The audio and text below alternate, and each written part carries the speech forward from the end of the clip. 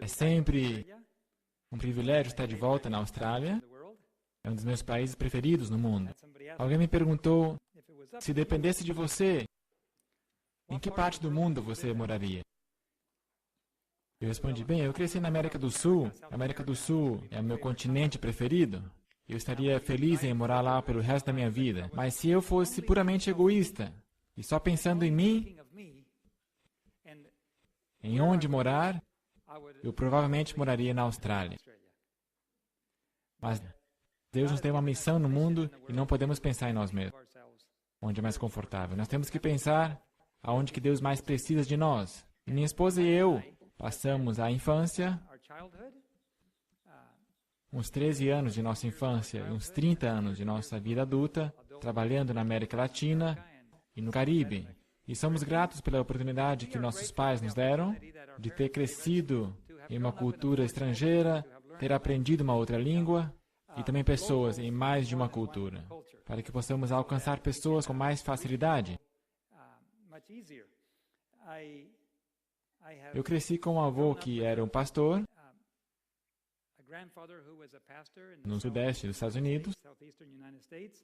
Meu pai era um pastor piloto, minha mãe uma enfermeira. E sempre era meu objetivo ser como meus pais. Meus parentes também passaram a maior parte de sua vida trabalhando a serviço da denominação. Então era natural que a gente sonhava em trabalhar para a igreja e sermos missionários.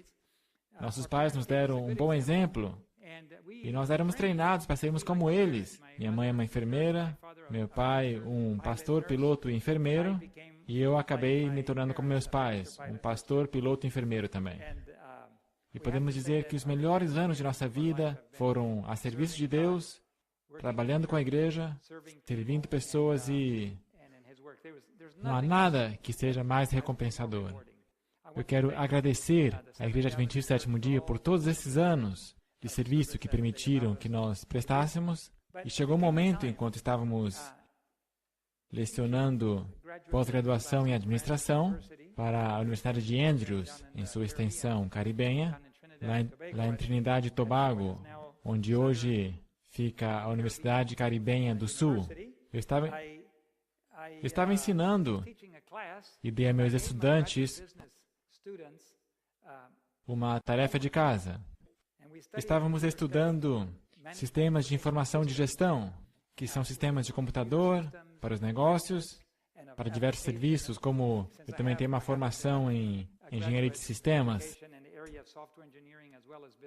Estava combinando esses dois e eu lhes dei uma tarefa que dizia o que aconteceria se você fosse uma grande empresa no mundo e como que você faria os seus planos para os próximos 10 anos. Bem, eles todos se aplicaram nessa tarefa e nós chegamos à conclusão que havia grandes acontecimentos no futuro que, quando acontecessem, iriam mudar as coisas drasticamente. A gente não sabia a data exata, mas que alguma coisa grande estava por acontecer e que isso iria afetar toda a estrutura global econômica. E quando eu comecei a perceber as implicações disso que estávamos estudando, eu fui para casa, falei com a minha esposa e disse: todo o jeito que nós pensamos como povo, toda a forma em que nós vivemos como indivíduos, a forma em que vamos funcionar como igreja, vai mudar. E a maioria de nós não está pronta para essa mudança. E ao nós começarmos a orar sobre isso e a pensar o que poderíamos fazer e como Deus nos conduziria no aprendizado, nós fomos guiados a alguns experimentos sobre os quais vamos falar e, na verdade, eu amo experimentos. E essas experiências foram muito aventurosas, muito arriscadas. A gente arriscou a vida lá, tivemos sérias dificuldades, mas esse experimento se estendeu agora há quase 18 anos. E mesmo enquanto servimos a igreja, e mesmo ainda quando nós fazíamos esse experimento, em parte continuávamos a trabalhar para a igreja e vamos falar a vocês sobre esse experimento. E vamos aplicá-lo a esses últimos anos. As coisas estão acontecendo muito rápido. Eu acho que não é mais novidade para ninguém que o mundo está passando por um trauma. Você concordaria com isso? Você pode ver isso em todos os canais, você pode ver isso em todos os noticiários, pode lê-lo em todas as revistas, nas notícias todo dia. Há uma crise global no mundo hoje. Mas antes que comecemos, é meu costume pedir que vocês inclinem suas frontes, pedir a Deus que esteja presente. E no final, vamos também encerrar com uma oração de consagração de joelhos. Mas se você concordar agora, podemos inclinar nosso rosto e pedir a bênção do Senhor. Pai Celestial, eu te agradeço, nós queremos te agradecer essa noite, pelo grande privilégio que nós temos de estarmos juntos nesse lugar. Queremos te agradecer por essas santas horas sabáticas que estão começando agora, 24 horas de tempo especial, separadas para estarmos contigo. É um tempo especial em todo o universo. Ao 7º dia começar, e te pedimos que nos abençoes com tua presença de uma forma especial. Pedimos uma proteção especial contra interferência externa. Pedimos que os santos anjos circundem essa tua casa essa noite. Toda influência má seja eliminada. E nós mandamos, em nome de Jesus Cristo e seu sangue derramado, que todos os espíritos maus nesse momento sejam removidos daqui, eliminando pensamentos, eliminando considerações externas, e que possamos ouvir a tua voz suave, ao falares em amor conosco, e prepara-nos para essa grande última batalha da história do mundo. E te agradecemos, Senhor, por responder nossas orações. Oramos em nome do Senhor Jesus. Amém. Eu aprendi a orar antes de cada sermão, pedindo que os santos anjos circundem o local e eliminem as influências más. Porque eu descobri, e esta é uma pequena anedota, eu descobri, enquanto eu palestrava para o Está Escrito, em seu 10º aniversário, para o Está Escrito francês, Il est écrit, no Canadá. Eu estava lá celebrando com eles o 10º aniversário deles, o diretor me chamara. Eu estava lá no palco e havia um pianista francês, do Haiti, que tocava música celestial. E quando eu descobri sua história, eu descobri um testemunho muito bonito sobre como ele foi ameaçado, ele foi tentado, lhe ofereceram propina. Claro, houve a tentação de receber essa propina para tocar música mundana na igreja. E um dos espíritas mais poderosos, que diz controlar uma boa parte do Canadá e do Caribe, que tem espíritos maus às suas ordens, e disse que sempre que ele toca essa música sacra, os espíritos maus não estavam em condições de entrar na igreja. Mas se ele tocasse um pouco de jazz, um pouco de rock, um pouco de ritmo nos cultos da igreja, então os seus anjos maus poderiam entrar e se assentar entre as pessoas, interrompendo seus pensamentos durante o culto. E lhe disseram, se você não fizer, nós te mataremos. Ele disse, bem, eu estou protegido. Eu fiz uma aliança com o Senhor de nunca introduzir música mundana em meus concertos. Ele é um pianista que dá concertos de reputação internacional. E lhe ofereceram pagar e tudo, mas, enfim, a sua história me convenceu de que nós precisamos orar pela proteção de Deus. E quando nós vamos à igreja, nós não queremos nenhuma interferência externa. Queremos que o Espírito Santo fale a cada um de nossos corações, diretamente, porque é muito tarde na história para pensar em coisas que não são importantes. É tempo de focalizarmos nossa atenção nas coisas mais importantes, no que Deus tem para nós. E eu espero que esse final de semana traga um monte de assuntos assim, e seremos realmente abençoados. Nós começamos nosso experimento há mais ou menos 18 anos atrás, levando a Deus nossos pedidos e dizendo, Senhor, como podemos aprender a depender de Ti e não do salário? Porque a igreja não... Eu nunca tive um salário que me fez rico. Eu nunca ganhei tanto, mas era suficiente. E eles cuidaram bem de nós. Mas quando todo o suporte humano for cortado, nós não teremos um salário regular. E você não pode fazer a transição de dependência total de um salário à dependência total de Deus desse jeito. Então, qual é o procedimento? O que Deus tem que fazer para nos ensinar a depender totalmente dEle? Bem, eu não tenho aqui o livro Primeiros Escritos comigo, peço perdão. Esse é um dos livros que eu geralmente leio, mas eu tenho outro aqui, Testemunhos e Experiências da Sra. White. No capítulo 31, Caminhando pelo Caminho Estreito, tem alguns pensamentos aqui que eu quero compartilhar. Experiências cristãs, deixa eu ver aqui. Experiências cristãs, capítulo 31. Caminhando pelo caminho estreito nos dá alguns princípios.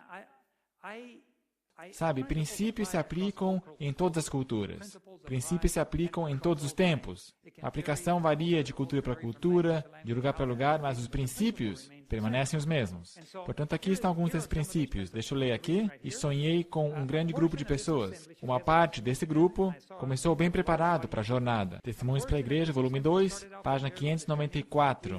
Parte daquela assembleia mostrava-se preparada para viajar. Tínhamos carroças abarrotadas. Caminhando nós, a estrada parecia subir. De um lado havia um profundo precipício, e do outro, uma muralha alta, lisa e branca. À medida que avançávamos, a estrada se tornava mais estreita e íngreme. Em alguns lugares parecia tão estreita que concluímos não mais poder viajar com as carroças carregadas. Agora, qual que é o princípio? Quando o povo de Deus começa essa jornada, eles têm todos os seus pertences com eles. Eles têm o seu ar-condicionado no carro, eles têm aquecimento durante o inverno, eles têm os seus iPods, os seus iPads, seus computadores, todas as coisas com seu conforto. É uma carroça carregada. É como quando você vai a uma excursão e leva tudo que pode. Mas o caminho fica mais estreito e mais íngreme. E logo eles concluem que eles não vão poder continuar com tudo o que têm. Mas isso é só o começo da jornada. Você sabe como vai terminar, não é? Não termina do mesmo jeito que começa. Há um procedimento de começar uma jornada, mas à medida que avança, há restrições pelo caminho. E precisamos fazer algumas escolhas. À medida que avançávamos, a estrada se tornava mais estreita e íngreme. Desatrelamos os animais para, com parte da bagagem, prosseguir a viagem a cavalo. Prosseguindo nós, o caminho continuava ainda a estreitar-se. Fomos obrigados a andar junto à muralha, para não cair do caminho estreito ao precipício. Fazendo isso, a bagagem sobre os cavalos apertava-se contra a parede e nos fazia pender sobre o precipício. Receávamos cair e ser despedaçados nas rochas. Retiramos a bagagem de sobre os cavalos e ela tombou no precipício. Muito bem, aqui está o segundo estágio do processo de aprendizado. Você vai com tudo que tem, não há mudança em sua vida. Assim como quando você vai acampar, você vai com um trailer, tem tudo lá dentro, tem um banheiro, está tudo aí. Mas mais cedo ou mais tarde, tiveram que montar sobre o cavalo. Mas mesmo então, e você sabe que nessa mudança de estágio, de um trailer para um lombo de cavalo, você vai ter que abandonar algumas coisas. O que você deixaria para trás? Faz bem pensarmos. O que você deixaria para trás se tudo que tivesse seria um cavalo? Bem, tem algumas coisas que você vai ter que deixar para trás. Você teria que deixar algumas roupas, teria que deixar algum equipamento, livros, você teria que escolher só uma pequena quantia de eletrônicos para levar contigo. Você teria que abandonar muita coisa, reduzir-se a um mínimo. Então, ao eles prosseguirem, eles temiam que mesmo assim seria muito. E tiveram que cortar essa bagagem que caiu no precipício. Agora, quanto que sobrou? O seu celular aqui do lado. Acho que só isso. Muito bem. Continuamos a cavalo, receando grandemente que, ao chegar aos lugares mais estreitos do caminho, perdêssemos o equilíbrio e caíssemos. Em tais ocasiões, uma mão parecia tomar as rédeas e guiar-nos pelo perigoso caminho. Tornando-se o caminho mais estreito, vimos que não mais seria possível ir com segurança a cavalo. Deixamo-lo e prosseguimos a pé, em fila, um seguindo as pegadas do outro. Nesse ponto, apareceram pequenas cordas que caíam do alto da alvíssima muralha. Estas foram avidamente agarradas por nós, para nos ajudarem a manter o equilíbrio no caminho. Enquanto caminhávamos, a corda prosseguia conosco. O caminho se tornou finalmente tão estreito que concluímos poder viajar com maior segurança sem os calçados. Assim, nós os tiramos dos pés e continuamos certa distância sem ele. Logo decidimos que poderíamos viajar com mais segurança sem meias. Estas foram removidas e continuamos a viajar descalços. Pensamos então naqueles que não se haviam acostumado com privações e dificuldades. Onde estavam estavam eles agora?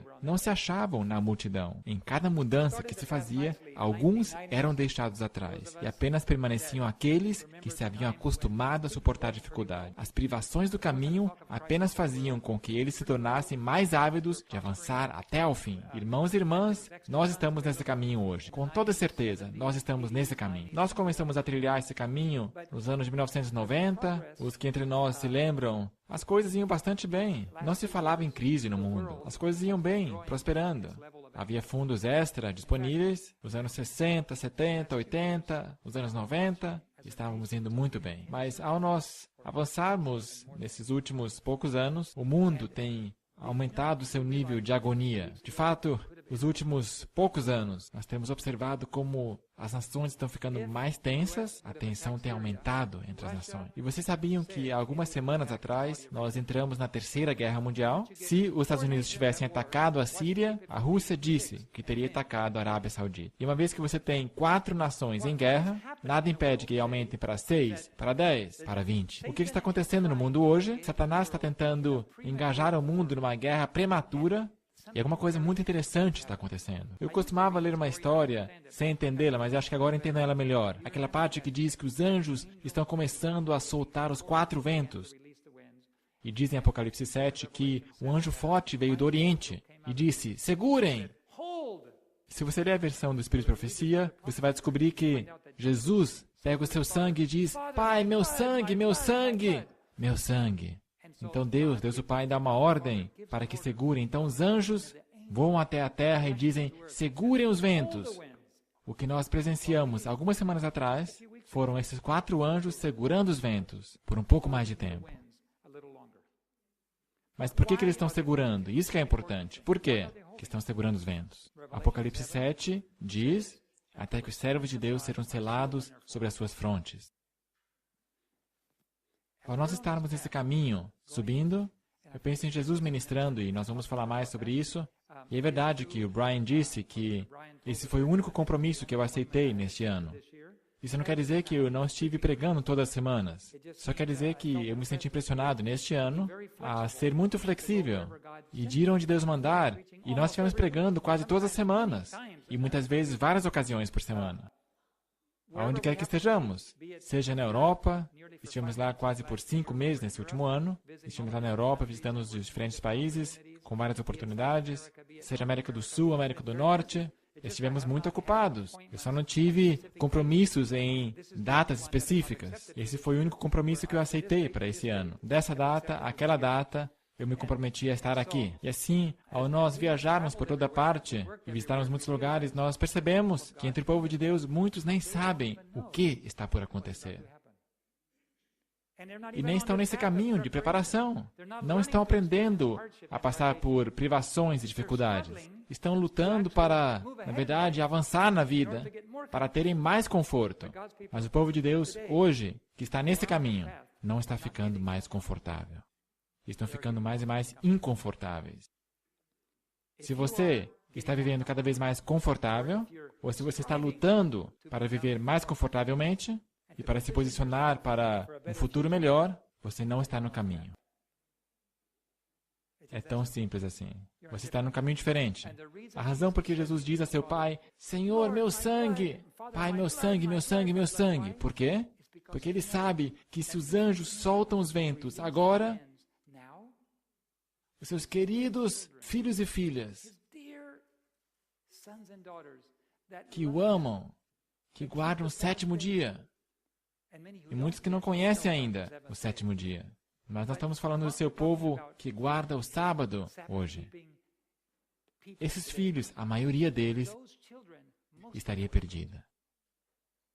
Porque nós sabemos que, uma vez que os ventos soprarem, já passou o tempo de se preparar para a crise.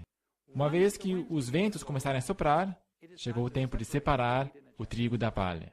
É por isso que você tem um tempo de sacudidura antes. O tempo do peneiramento, para que serve?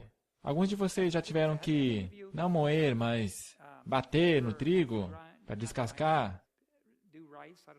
Se você for a países mais primitivos, eles fazem à mão ainda. Esse processo que eles batem no trigo e depois deixam o vento soprar e voltam a bater no trigo, pouco a pouco a palha é soprada para fora. Bem, o processo de separar o trigo da palha é um processo doloroso. Uma vez que os ventos começam a soprar, é tarde demais para se preparar para a crise. É tempo de separação. Se você não está pronto para a crise, simplesmente quer dizer que você é soprado para fora e você cai fora. E Jesus ama o seu povo tanto que ele diz a seu pai: Senhor, por favor, ainda não, segure mais um pouco. O que nós vimos algumas semanas atrás são os 4 anjos segurando os 4 ventos dos tumultos por um pouco mais de tempo, para que você e eu possam estar prontos, para que quando sopre o vento, nós não sejamos levados com ele. Leva tempo esse processo de preparação. E esse é o processo de preparo que estamos lendo aqui. Há um caminho estreito, no qual você tem que aprender a depender mais e mais de Deus e menos nas suas coisas, porque essas coisas têm que ser rendidas a Deus. E você diz: mas como é que você rende as coisas a Deus? É muito fácil. Você diz: Senhor, tudo que eu tenho é teu. O que eu devo fazer com isso? Algumas pessoas me dizem: mas eu trabalhei muito por essas coisas. Esse é o problema com o que o diabo nos diz. O diabo te diz: essas coisas são tuas. Deus diz: são minhas. Aí a pessoa diz: essas coisas são minhas. Mas não. Tudo que você tem não te pertence. Você sabia que mesmo seu fôlego não te pertence? A próxima batida de coração não te pertence. É de Deus. Então, se o teu fôlego e a batida do teu coração não te pertencem, por que você poderia ser dono de um carro, de uma propriedade? Pense nisso. E afinal, essas coisas são menos importantes que teu fôlego e tua batida do coração, não é verdade? Nós nascemos nus. Nós viemos ao mundo sem nada. E tudo que nós temos, e mais do que isto, nos é dado por Deus para administrarmos tudo. Nossa educação, nossas famílias, nossos bens, nossa influência, tudo é bônus. A gente não veio ao mundo com isso. Nos foi dado. Assim, como administradores, deveríamos ir ao dono e dizer: Senhor, essas são suas coisas. Essa casa, esse carro, esta propriedade, essa educação, esta influência, essa família, tudo que nos deste é teu. Como é que tu queres que eu o administre sabiamente para ti? Ao nós reconhecermos a sua soberania, ao nós reconhecermos que Ele é o dono, primeiro deixe-me perguntar: será que a Bíblia é clara em nos dizer quem que é o dono do ouro e da prata? Sim, Ageu 2:8 diz: minha é a prata, meu é o ouro, diz o Senhor dos Exércitos. Salmo 50: se eu tivesse fome, não te diria, porque meu é o mundo e toda a sua plenitude. Deus é muito claro sobre quem é o dono. Estou eu dando material sólido bíblico para vocês? Deus é o dono de tudo. Eu penso que todos concordam, não há dúvida. O diabo nos diz que nós somos donos de algumas coisas, mas não. Nós somente somos administradores. Então vamos a Deus e dizemos: é seu, o que queres que eu faça com isso? Mantenha os seus olhos em Deus e siga o Cordeiro aonde quer que ele vá. Você vai ver que Deus está guiando seu povo por todo o mundo hoje. Eu tenho aqui, não sei se tenho aqui, acho que não. Eu tenho um passaporte bem grosso. É um dos passaportes mais grossos. De fato, toda vez que eu vou a algum país, o homem da aduana costuma dizer: uau, isso aqui é um volume, hein? E com tanta viagem, ele ficou grosso e a embaixada americana até acrescentou páginas várias vezes ao passaporte. De fato, eles acrescentaram uma porção dupla uma vez e outra vez uma porção simples. Eles disseram: a gente não deveria acrescentar tantos, a gente fez isso por um erro, mas você tem um passaporte extra grosso agora. E eu falei: muito obrigado, eu aprecio isso. Aumenta a duração do passaporte. Então eu tenho esse passaporte grande, grosso, e aonde quer que eu vá por todo mundo, eu vejo a mesma coisa acontecendo com o povo de Deus. Há uma crise hoje entre o povo de Deus, especialmente entre aqueles que têm os seus olhos focalizados e estão seguindo o Cordeiro. Se você está interessado em seguir a Deus nesse momento, Deus não vai conduzir o seu povo ao conforto. Ele o está guiando a cada vez mais confiança nele, porque essa é a única coisa que nos vai segurar nesse tempo final. Nós fomos agora visitar nossa família, nossos filhos, e nós dissemos: filhos, nós gostaríamos de aprender a depender de Deus. Nós estivemos orando por isso e sua mãe também. Nós cremos que depois que eu termine agora esse ano letivo, lecionando na universidade, nós cremos que ao invés de nós voltarmos para os Estados Unidos como nós queríamos, que deveríamos passar um ano lá no interior da selva amazônica, na Guiana, e como família vamos aprender a depender totalmente de Deus. E se Deus não é capaz de nos manter vivos, então eu tenho passagem de volta aqui. Oh, homem de pequena fé, mas deixa para lá. No começo da viagem, a sua fé é bem pequena. Eu tinha dinheiro suficiente para comprar nossas passagens, eu tinha ele lá reservado, a associação nos dera dinheiro para fazer isso, e dissemos, bem, se o pior acontecer e não podemos sobreviver, a gente vai embora. Mas bem lá no fundo sabíamos que Deus não iria falhar. Ele vai nos ensinar e vamos sobreviver, mas vamos ver. Os filhos concordaram. As meninas estavam preocupadas se havia cobras. Eu falei, sim, tem muitas cobras lá. E o garoto disse, oba! As meninas queriam saber se havia água encanada, água corrente. E eu disse, absolutamente. Você pega os baldes, corre para o rio e corre de volta.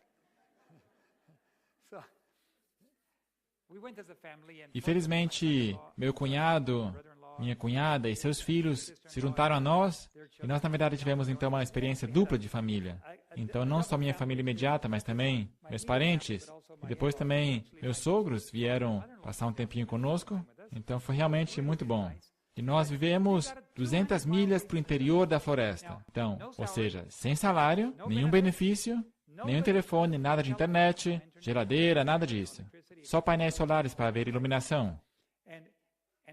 E nós decidimos que iríamos depender de Deus. Agora, um experimento assim não dura muito tempo, porque você começa a ficar com fome. Você tem que pedir a Deus para providenciar dinheiro. Aliás, desculpa, Deus tem que providenciar comida. Ou não, é simples. Tem algumas coisas na vida que se definem rapidamente. Então a gente foi lá e vimos que ou teríamos comida ou não. Bem, um dia passou e a gente começou a ficar com fome. A gente tinha um pouquinho de resto de comida que a gente levara. Mas então os pequenos indígenas começaram a olhar pela janela e corriam para casa e contavam para seus pais tudo que aquelas pessoas brancas faziam. E uma coisa que eles disseram é, os brancos não comem. Como assim eles não comem? Eu não vejo eles comendo. Algumas bolachas, mas eles não preparam comida, qualquer coisa assim. Aí nossos vizinhos apareceram e disseram, desculpa, você não tem comida? Bem, na verdade, nós não temos muito. Nós chegamos com o que tínhamos, a gente pagou as passagens até aqui e não tínhamos muito mais. Um avião nos deixou aqui a 2 horas da capital e nos deixou aqui na selva. Então, na próxima manhã, quando nós levantamos, tinha ali em frente da porta um grande cesto de frutas e vegetais, ali no batente da nossa porta. Nós cuidávamos de suas necessidades espirituais e físicas no campo médico e físicas na área médica. E foi maravilhoso. Todo dia, comida suficiente para comer. E eles trabalharam muito duro. Estavam tão gratos de ter-nos ali. Nos disseram, a gente vai providenciar o que for preciso. Somente diga que a gente faz. Nós somos tão gratos de ter missionários aqui. Em especial, estamos gratos por ter enfermeiras e profissionais da saúde que podem nos ajudar em nossas malárias, nas complicações quando nascem bebês, nas complicações nos partos. E assim a gente cuidava um do outro. E eu comecei a relaxar, porque você sabe quando a gente relaxa espiritualmente. Então, uma vez que a questão da comida foi resolvida, eu falei, ó Senhor, eu não tenho que me preocupar com nada. Está tudo resolvido. Assim que eu me levanto, tem comida lá. Vai ser divertido esse ano. Então, alguns outros indígenas vieram ver a gente de outra aldeia. Eles caminharam, vieram e disseram, você poderia vir, Pastor Gates, à nossa aldeia? Eu falei, sim, aonde é que vocês vivem? Eu pensei que era, digamos, 15 minutos dali. Eles disseram, não é muito longe não, é somente 4 dias andando nessa direção. Eu já comecei a imaginar como seria 4 dias para ida, 4 dias para volta. Só para visitá-lo seria 8 dias de caminhada. E de visita mesmo, só 1 dia. Ou você poderia ir lá passar um bom tempo. E aí perguntei para o outro capitão, e onde é que você mora? Ah, 2 dias nessa direção. E eu comecei a perceber que eu nunca ficaria em casa. Então foi assim que eu comecei a orar por um avião. Se Deus puder providenciar um avião, então sim eu poderia ir lá visitá-los em 15 minutos. Eu poderia passar lá o final de semana e voltar em 15 minutos. E assim eu estava orando por um avião. E eu continuei orando por vários meses. E os pacientes começaram a vir. Carregavam eles por dias. Trouxeram uma dama numa maca, 2 dias de caminhada. Aliás, começaram a jornada em 2. Mas seu marido, ao lado, morreu e tiveram que enterrá-lo no caminho.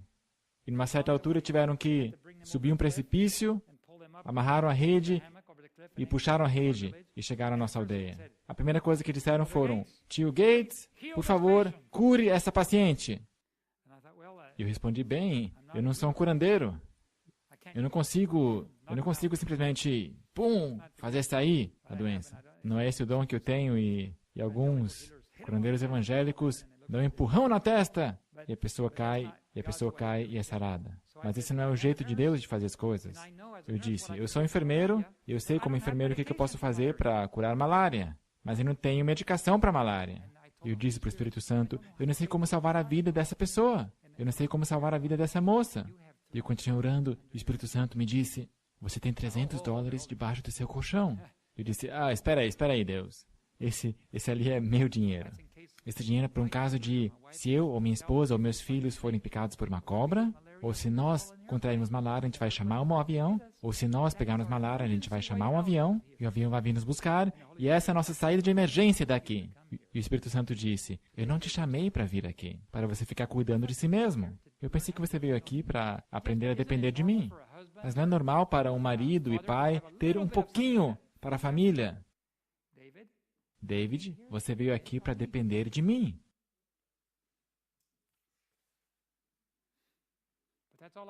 Mas isso é tudo que eu tenho. Eu não tenho mais nada além disso. Use o dinheiro, chame o avião e salve a vida dessa moça. Não é muito justo isso. Pelo menos $300. Pelo menos 300. O Espírito Santo disse, a escolha é sua. Você quer aprender ou não quer aprender? Sim, eu quero aprender. Ok. Então, eu chamei o avião, ele foi levado para o hospital e salvei a vida dessa moça. Mas então eu fiquei de mal com o Senhor. E quem disse que é fácil aprender? Vocês acham que caminhar por um caminho estreito, ir abandonando as suas coisas, você acha que isso é fácil? Não, não é fácil. Ninguém disse que é fácil. É duro. O trabalho da musculação. Trabalhar os músculos espirituais também dói. Sem dor, não há progresso. Foi muito doloroso para mim largar a mão dos últimos $300. Eu disse para Deus, sabe, eu não estou muito feliz contigo. O seu treinamento é um pouquinho doloroso demais para mim. Eu aprendi uma lição. Você não tem que concordar com tudo, mas se você quer aprender, tem que obedecer. Você pode ficar chateado, você pode não entender, seja lá quais forem seus sentimentos. Está bem, mas você tem que obedecer. Então eu obedeci.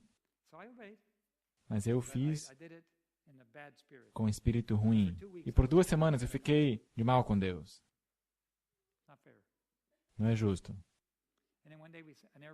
E certo dia, um avião circulou no ar, se alinhou para aterrissar, e eu corri para lá me perguntando, por que está vindo um avião aqui? E quando essa avioneta aterrissou, quem desceu foi uma senhora branca, porque lá a maioria das pessoas são ou da linhagem de pele escura africana, ou indígena, então eles são ou de pele escura avermelhada, tipo asiático, ou escuro africano. Dificilmente você tem pessoas brancas lá. Então, quando essa senhora branca saiu do avião, eu disse, olha lá tem uma mulher branca. E a mulher branca falou, olha lá tem um homem branco. E eu descobri que ela veio de Nova York. Ela cresceu na Guiana também há muitos anos. Seu pai era um médico adventista. E ela voou lá de Nova York, ela tinha decidido que faria umas férias e pagou a avioneta para ir para lá, só para passar algumas semanas, só para visitar a aldeia onde ela passou a infância. Então eu ajudei a carregar suas bagagens para nossa casa. Ela desceu lá na nossa casa e ela ficou lá em nossa casa ajudando na clínica por 2 semanas. Depois ela se aprontou para sair e não me lembro mais seu nome. Você se lembra seu nome? Minha esposa... Eu não estou segura se foi ela ou alguém antes dela, mas foi um dos nossos primeiros visitantes. E eu levei as suas maletas de volta lá para a pista, e esperamos a avioneta chegar. E quando ela apareceu, ela me fez uma pergunta, e ela disse, você aceita doações?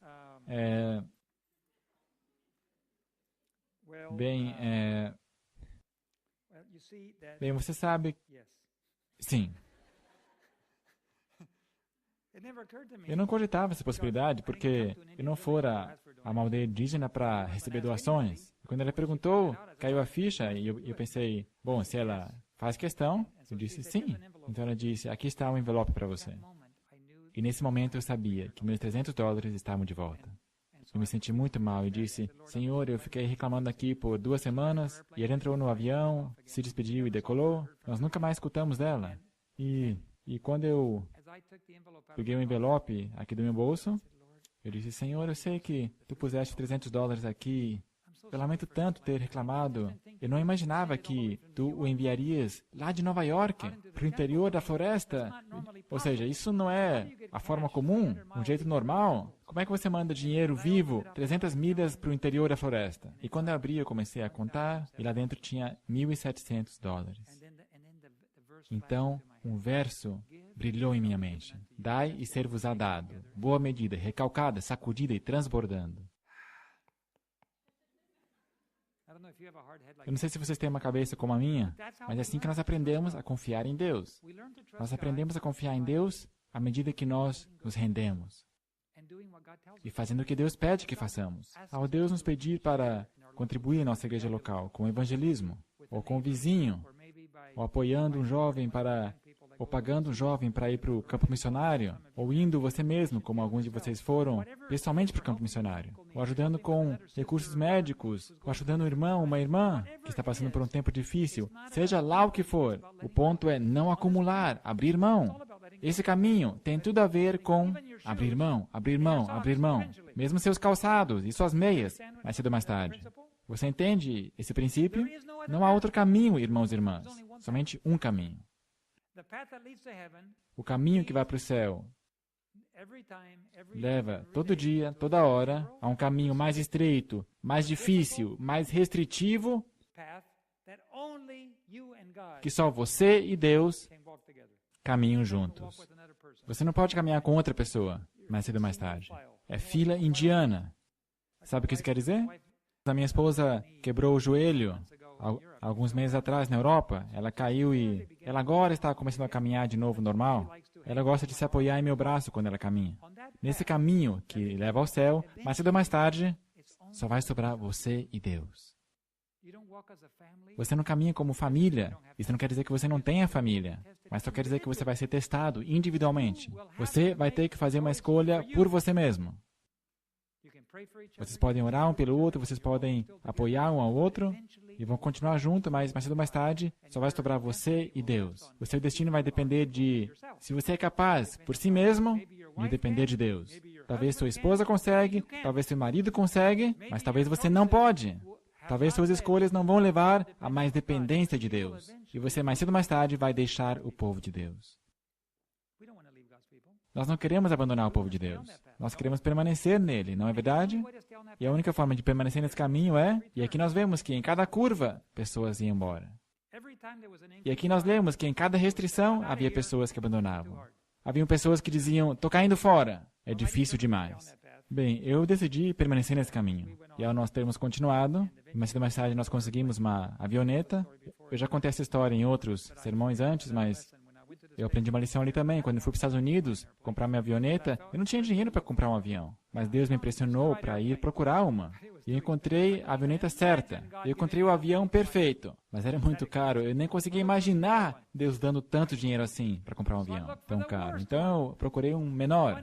E ainda era muito caro. Então eu procurei o pior de todos. Um onde o motor não estava funcionando. Os instrumentos não funcionavam. Não havia pintura. Os pneus estavam murchos e não havia freios. Eu falei, esse é o avião que eu quero. A minha justificativa na minha mente era, eu sei que você precisa de um avião, mas se você vai pedir uma coisa para Deus, não force a barra, David. Não peça demais.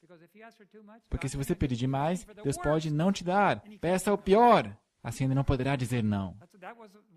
Essa era a minha mentalidade. Deus não vai me dar demais porque Ele poderá querer me ensinar a ser humilde. Então eu não vou pedir um bom equipamento. Eu vou pedir o pior equipamento. Assim Deus não pode me culpar de ser muito agressivo. E estou seguro que Deus estava no céu falando com o anjo Gabriel e dizendo, olha lá o David. Eu queria dar uma coisa melhor para ele, mas ele não está pedindo uma coisa melhor. Então dê-lhe o que ele está pedindo. No dia em que fui comprar o avião, uma mulher me deu um cheque para comprar o avião. Por que eu não pedi para uma coisa melhor? Eu recebi justo o suficiente para comprar esse avião e foi preciso 1 ano e meio para consertá-lo. E ainda está operando no campo missionário. Nós ainda o temos. É uma gracinha de um avião. Trabalhou duro aí pelos anos.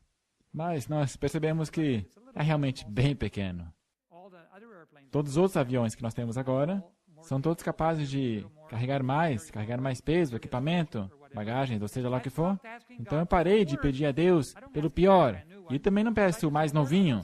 Mas eu digo, Senhor, eu quero uma coisa que funcione, que preencha a necessidade. Então eu aprendi que Deus vai te dar as coisas que você precisa para trabalhar. Não é porque é para você, mas é porque a obra de Deus requer equipamentos e ferramentas, às vezes propriedades, às vezes edifícios, às vezes instrumentos odontológicos, ou projetores, ou computadores, às vezes é transmissores de TV. Seja lá o que a obra de Deus precisar, peça-o a Deus. Mas, primeiro você tem que abandonar o que você tem. Faça a sua parte, porque senão Deus vai dizer, você não usou o que eu já te dei. Uma vez que você devolveu a Deus o que tem, peça a Deus o que você precisar. Deus não está... Quantos de vocês aqui creem que hoje no céu existe uma crise econômica? Alguém? Eu acho que não. Não há crise no céu. Não há crise. Não esse tipo de crise. Se Deus precisa de dinheiro, Ele sabe onde buscá-lo. E se Ele quer te dar um instrumento para evangelismo, o que aconteceria se você começasse a orar por... Deixa eu te contar uma história sobre a Rússia. Eu fui convidado 2 vezes no ano passado para ir à União do Cáucaso, na parte sul da Rússia. E o presidente do ASI e o seu secretário me contataram para a Rússia, me disseram... A União do Cáucaso quer que você venha. Eles ouviram falar que você palestra para o ASI, eles viram suas recomendações, eles querem que você venha e pregue para todos os seus pastores e depois para todos os membros de igreja, de 3 associações. E eu, a princípio, disse, não, estou tão ocupado. Mas eles continuaram insistindo. E eu disse, fale com o meu assistente. Ele pode ir. Mas ele não conseguiu o visto. Então, eles voltaram a falar comigo. Ok, eu não tenho tempo, mas eu virei. E sabe do quê? Acabou se tornando um dos pontos altos de minha vida. Eu fui para a Rússia, eu sempre ouvi falar sobre a cortina de ferro, os russos contra os americanos, e eu pensava, por que eu vou querer ir para a Rússia? Mas quando eu fui para a União do Cáucaso, eu me encontrei com um povo disposto a trabalhar para o Senhor. Eles precisavam de encorajamento. E uma das coisas que eles disseram foi, eu perguntei, o que vocês mais precisam? E sabe o que eles disseram? Nós precisamos de 1 milhão de exemplares do grande conflito. É tudo que precisamos de 1 milhão de grandes conflitos. Então Deus vai dar isso para vocês. Tudo que vocês precisam fazer é pedir. Mas não temos fundos suficientes para isso. Isso é problema de Deus. Peçam a Deus 1 milhão de exemplares do grande conflito. Peçam a Deus esses livros. Por que ele diria não? Será que ele diria não para ter material para salvar pessoas? Então você não tem dinheiro suficiente? Faça o que você pode com o dinheiro que você tem. Se você não tem, vá a Deus e diga, Senhor, não temos o suficiente. E começaram a orar, e sabe o que eles disseram? Eles disseram que eles oraram e me ligaram tão cheios de alegria. E disseram, Deus prometeu que iria dar. Não sabemos como, não sabemos quando, mas você terá o seu 1 milhão de exemplares. Vamos ter os grandes conflitos. Estamos alegres no Senhor e nos preparando para evangelismo em massa. Não é bonito isso? Que testemunho maravilhoso. Você não tem que ter dinheiro para pensar grande. Você tem que conhecer a Deus. E se você pôs tudo sobre o altar e já sacrificou tudo, então vá a Deus com uma consciência limpa e diga, Senhor, eu preciso disso para a tua obra. E Deus vai encontrar uma forma de fazê-lo. Eu estou tão emocionado que seríamos um Deus tão grande como esse.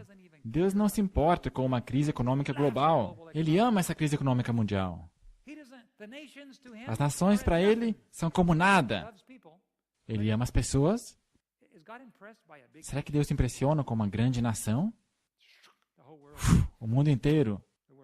O mundo inteiro Ele disse e surgiu. O Sol é muito maior. Apareceu o Sol. E existem estrelas que são milhares de vezes maiores que o nosso Sol. E Ele também criou elas com sua palavra. Então Deus ri dos problemas que as nações têm. Ele não ri porque Ele acha engraçado, mas é para expressar que Ele não sente nenhuma tensão com o fato de que nós temos crise econômica nesse mundo. Tudo que Ele tem que fazer é, e lá está todo ouro e prata. De fato, se você quer saber a verdade, Ele provavelmente já colocou todo o ouro e toda a prata em seu lugar para que nós possamos terminar a obra. Ele já sabe aonde se encontra. Você acha que Deus está sofrendo estresse porque não sabe como pagar por sua obra? Eu sei que Deus já planejou isso. Eu sei que quando Ele fez... Aliás, deixa-me contar uma coisa. Tem uma anedota interessante aqui. Você está consciente que o mundo está ficando mais perigoso em termos de saúde, certo? Ou seja, com todas as modificações genéticas e todos os tipos de novos vírus que estão saindo, e novos tipos de doenças, e novas ameaças à nossa saúde. E algumas são ameaças fabricadas por seres humanos. Você sabe disso. E outras provavelmente vêm de outras fontes e não são antropogênicas, mas em todo caso, a raça humana está em maior perigo do que em todos os tempos anteriores. E você sabia que Deus já estava consciente disso?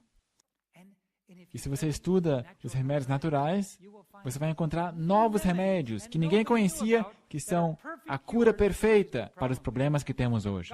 Revelados lá no começo, sabendo que vamos chegar a essa última geração e não teríamos soluções. Então Deus desenhou ali a planta correta e a colocou lá. Por 6.000 anos, ninguém sabia que essa erva era a cura para essa doença que não existia ainda.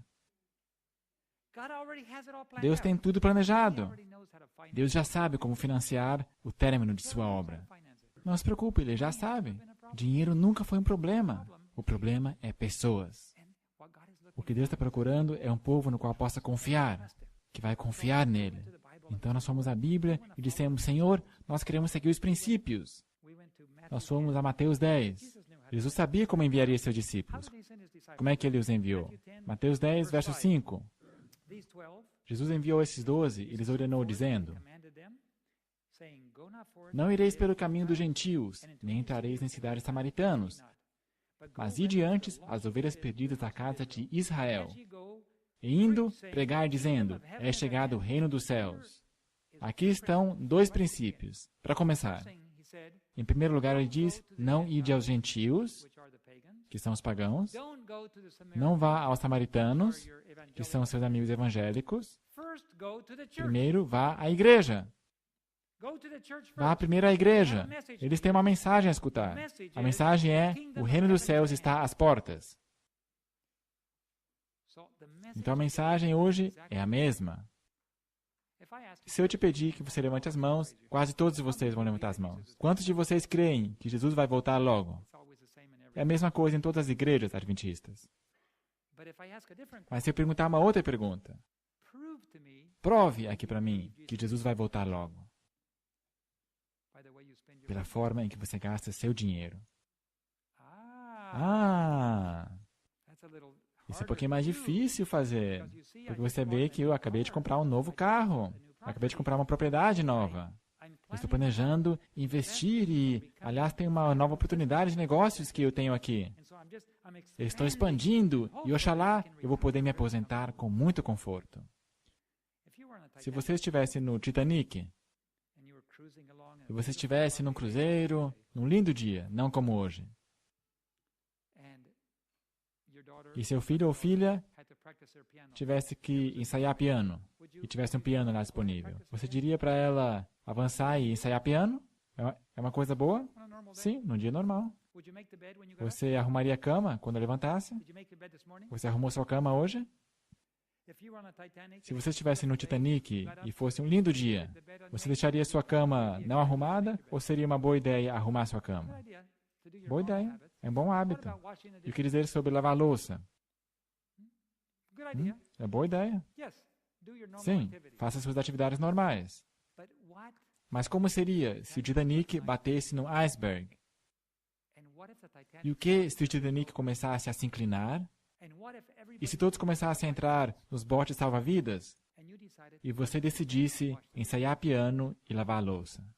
Isso é normal? É bom praticar o piano? É bom lavar a louça? É bom arrumar sua cama? Mas se você faz isso no momento em que o barco está afundando, as pessoas diriam, você está louco. Você não faz esse tipo de atividade no momento da emergência. Se há uma emergência, você tem que priorizar as suas atividades. Agora, você entende que isso é só simbólico que estou falando. É uma história para ilustrar que em tempos de emergência, O seu comportamento normal é loucura. Quantos de vocês concordariam comigo hoje que o mundo está em estado de emergência? Uma emergência fatal. Pode levantar suas mãos? Isso definitivamente é a maioria. Você então concordaria comigo que comportamentos normais, hoje, é em certa medida loucura? Há uma história. Há um site chamado rampappy.org, eu penso. E eu encontrei esse site, surfando um pouco pela internet. O rapaz, obviamente, é um engenheiro. Ele, obviamente, é um MBA, um mestre em administração de empresas. E ele combinou suas habilidades para fazer algumas sugestões. O nome Grandpappy sugere que ele tem espírito de avô. Então ele é um homem experiente. Ele conta uma história em seu site. Ele é um americano. Ele diz, América do Norte, viver na América do Norte pode ser comparado a andar num ônibus confortável.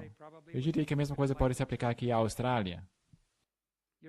Você está andando num ônibus confortável, tem ar-condicionado, há comida, há TV, tudo que você precisa. E você está indo numa viagem demorada. Todos vocês. Então, alguém se levanta e diz, senhoras e senhores, tem gelo na rua. E há uma curva fechada depois de uma descida reta, e esse ônibus não vai conseguir fazer a curva. Porque esse ônibus não vai poder frear, e ele vai reto precipício abaixo. Aqueles que querem sobreviver têm que sair agora. Mas as pessoas olham para fora e veem que está nevando, que está frio, há gelo lá fora. Vai passar muito frio, como é que vai poder sobreviver lá fora? Tem calor, tem conforto, tem tudo que você precisa. E lá fora o ambiente é muito hostil. E ele diz, sim, mas se você não sair agora, você vai morrer. Mas, por outro lado, se você sair agora e não estiver preparado, você também morre. E ele conclui dizendo, senhoras e senhores, nós aqui na América do Norte estamos andando nesse ônibus. E se nós não nos preparamos, e se não sairmos do ônibus, nós continuarmos com todo mundo lá dentro, nós vamos entrar nessa reta, nessa descida, com a curva fechada no final. Mas todo mundo olha para o motorista e pergunta, ele é que está falando a verdade? Ou o motorista diz que é o governo americano? Não se preocupe. Nós temos andado por aqui por muito tempo. Nós nunca passamos por uma situação assim. Confia em mim. E o motorista olha para o homem, e as pessoas olham para o motorista, e as pessoas olham para esse homem, e esse homem coloca sua jaqueta, coloca seu capuz, chega para o motorista e diz, por favor, pare, eu estou saindo. Ele pega a sua malinha de comida, e todos os seus pertences, pega o seu guarda-chuva, a sua barraquinha, junta tudo, e as pessoas olham ao ônibus parar, e o motorista diz, você é louco, homem, está saindo aqui nesse tempo, você vai morrer congelado. Ele falou, eu sei do risco, mas eu prefiro sair do que morrer na curva fechada. Então ele sai do ônibus, indo lá para o frio.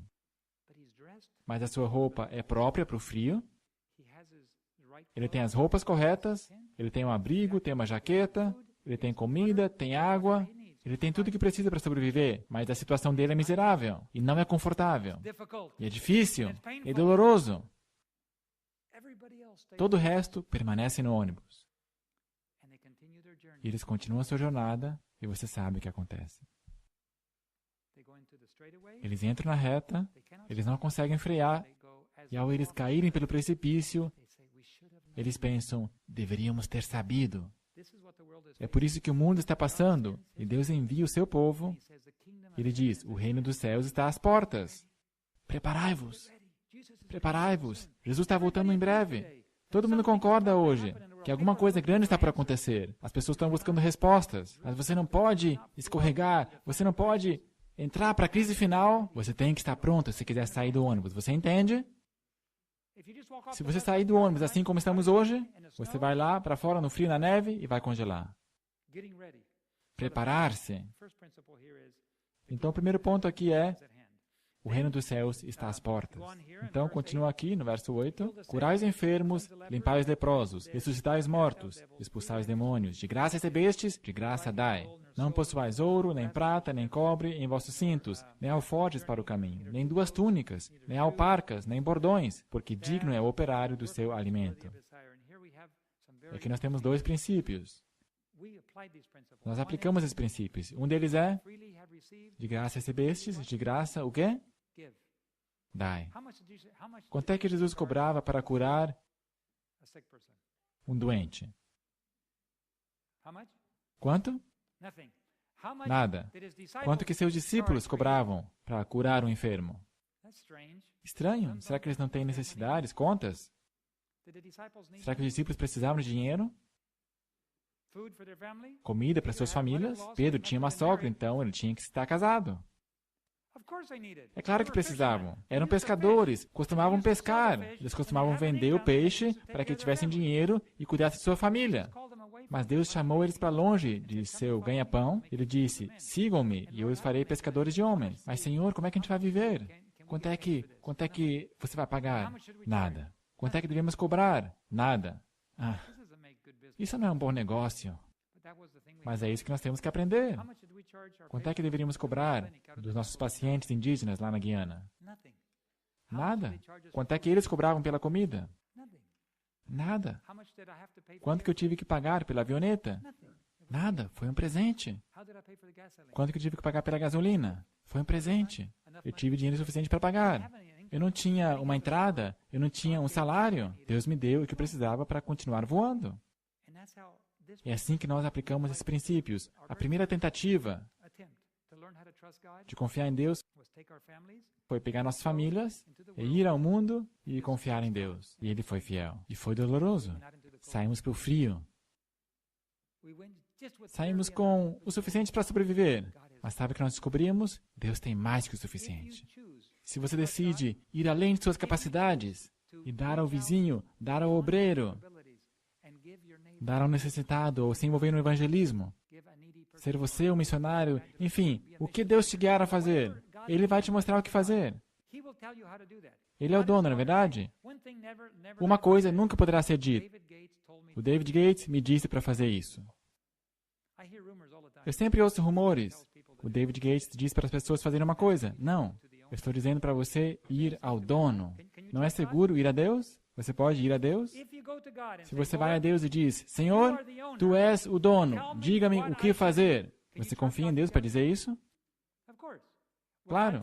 Será que Deus vai falar coisa errada? Será que Ele vai te enganar? Não. Ele te dirá exatamente o que fazer para começar a malhar esses músculos da fé e será fora de sua zona de conforto. Sim. Será um pouco difícil? Sim, claro. Se alguém quer ser um atleta ou se alguém quiser ser um levantador de peso, eu estive no Peru há algum tempo atrás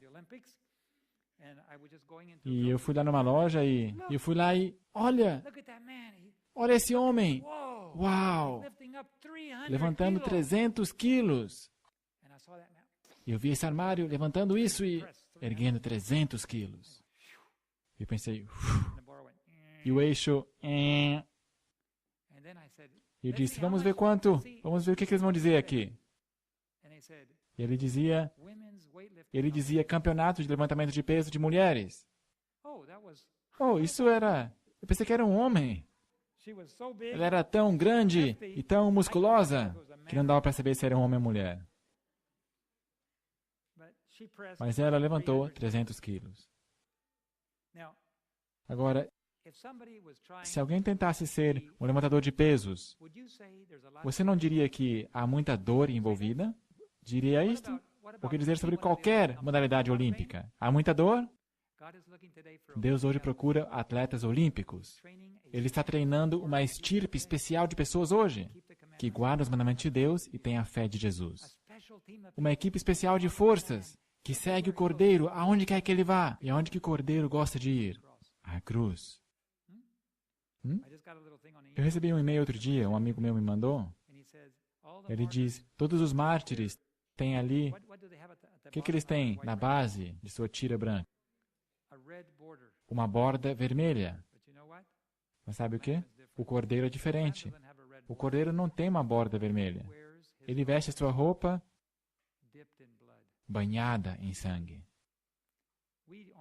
Nós só temos que ter uma bordinha pequena. Jesus foi batizado no sangue. Muito diferente do que nós humanos. Ele sim pagou o preço completo. Então, se você quer seguir o cordeiro, eu posso lhe dizer aonde isso vai acabar. Leva à cruz. Mas é o único caminho. Se você quer permanecer no caminho. Não é bonito que uma corda desceu do céu? Não é bonito como Deus providencia uma solução?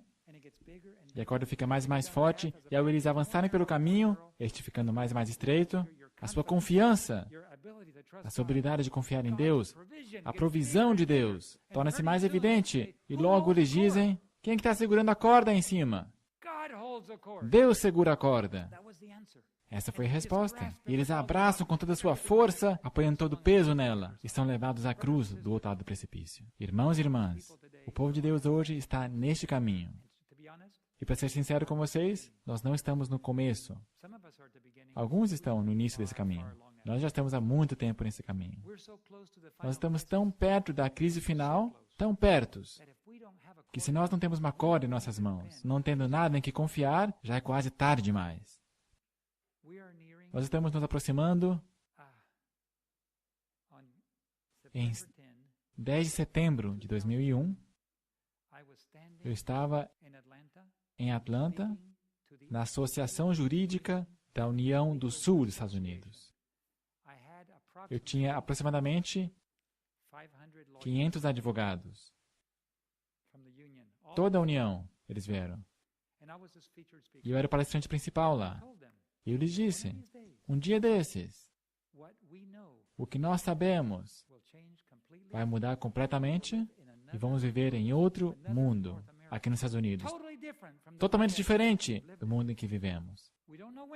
Não sabemos quando, mas um dia desses, tudo vai mudar.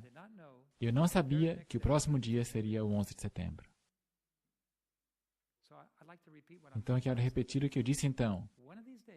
Um dia desses, nós vamos entrar numa outra fase da história desse mundo. Os ventos vão começar a soprar e o povo de Deus vai entrar em ataque direto. Nós vamos estar em estresse severo.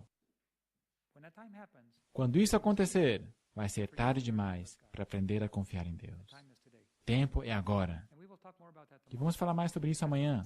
Isso são novidades excitantes. Deus está preparando o seu povo hoje, dando-lhes evidências de seu poder e cuidado. Mas hoje, a porta está aberta. Um dia, as portas se fecharão para o povo de Deus e não vão poder entrar, mas ainda estarão abertas para aqueles que nunca souberam. Mas hoje a porta está aberta. Você não está feliz porque está aberta?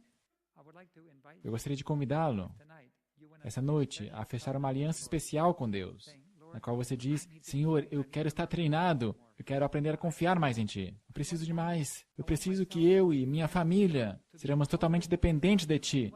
E queremos andar por esse caminho e reconhecer e sempre seguir o Cordeiro, começar a abrir mão, simplesmente guia-nos por onde Tu queiras. Queremos permanecer nesse caminho e estar prontos para que quando os ventos sopram, tenhamos uma corda em nossas mãos.